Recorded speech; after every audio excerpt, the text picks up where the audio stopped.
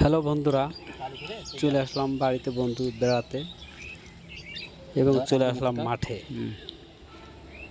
ছড়ে দেয় এই যে কাটা শাক, বইতে কাটা শাক থাকলে কি হয় জানেন? মূলো লাগাইছিলাম অনেকগুলো, প্রায় 1.5 বিঘে। তো আসা হয় না, মাঝে মাঝে আসা হয়। তো এবার চলে আসলাম, তো এসে দেখি অনেক বৃষ্টি হয়েছিল। তো এসে দেখি ভুঁইতে নরম, বাট তার ভিতরে এত পরিমাণ কাটা শাক হয়েছে বলার মতন না। আর যে শাকগুলো যে সাইজ হয়েছে একদম খাওয়ার মতো। তো আমি, আমার ছোট ভাই, আমার আব্বু, 3 জন মিলে মোটামুটি যা ছিল তুলে ফেলছি। অনেক কাটা শাক।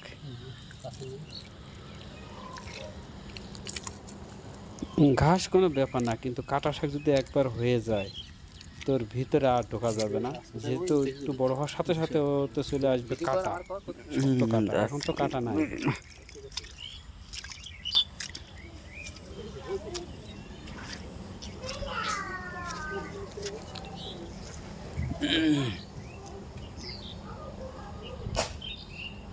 বৃষ্টি হওয়াতে বইয়ের ভিতরে এখন কাদা কাদা, বেশি হাঁটাও যাচ্ছে না। তো ফাঁকে ফাঁকে যে যা হোক আমরা কষ্ট করে যতটুক প্রয়োজন করে ফেললাম।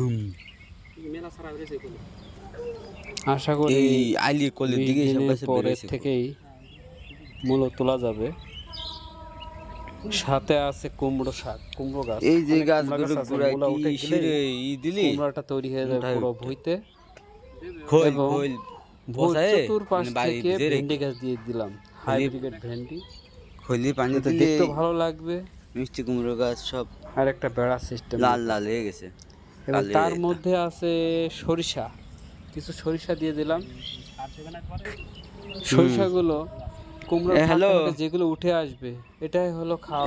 আধা ঘন্টা পরে আমি বেরোচ্ছি। তো সবাই যা হোক দোয়া করবেন যাতে খুব ভালোভাবে হয়। আর আপনারাও আপনাদের মাঠে যাদের এরকম জমি আছে ফেলায় না রেখে অবশ্যই কিছু না কিছু চাষ করবেন। কেটে দেবো।